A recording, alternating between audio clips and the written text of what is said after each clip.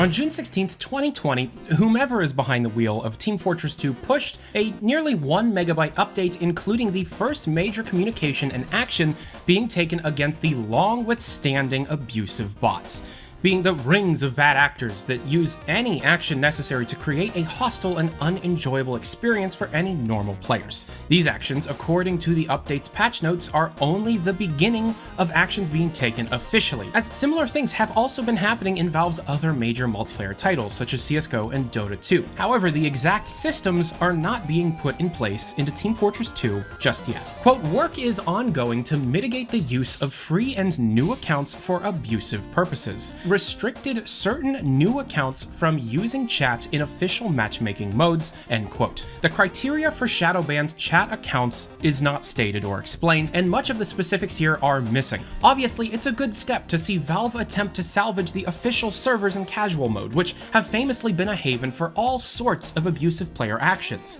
However, this step has only come after over a year of community outcry, as the situation has only worsened. That said, the problem Valve appears to be chipping away at, the rampant hate speech spamming in chat, may be starting to change. Quote, added enable text chat and enable voice chat options to the top of the advanced options dialog to disable in-game text and voice chat, end quote. Giving the player the option to disable these features is not new. Voice could always be disabled through settings, and disabling chat has always been possible through a console command, a command I have been using in these videos for years, for obvious reasons. Giving easier access to these features is welcome. However, to some, it appears to be attempting to solve the problem by turning a blind eye to it. However, the entire ongoing situation here begs a few questions. First, the decisions being made within modern Team Fortress 2 are not trivial, and through the few ways Valve has historically made decisions of this nature and caliber have always involved long-form debate and meetings between many different-minded people.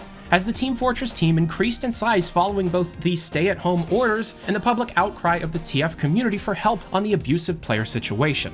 Second, everything going on here is eerily similar to how CSGO handled their problem with a system called Trust and VACnet, allowing a system of neural nets and deep learning to identify problem players. Could a form of this system be put in place to allow Valve to quickly and accurately identify the abusive players? Is the improved player report system tying into this hypothetical addition? Quote, updated the report player dialog to include more details so players can make informed decisions about what they're reporting, end quote. Keep in mind, the CS team actually pushed the Trust system 6 months before telling any of the players about it. Valve may already be tracking accounts and will be limiting the features of specific free and new accounts in order to curb the drastic increase of bad actors. This is ongoing work being done by a confirmed group of people, all about Team Fortress 2. So that means I'm changing the known community state of Team Fortress 2 development from on hold to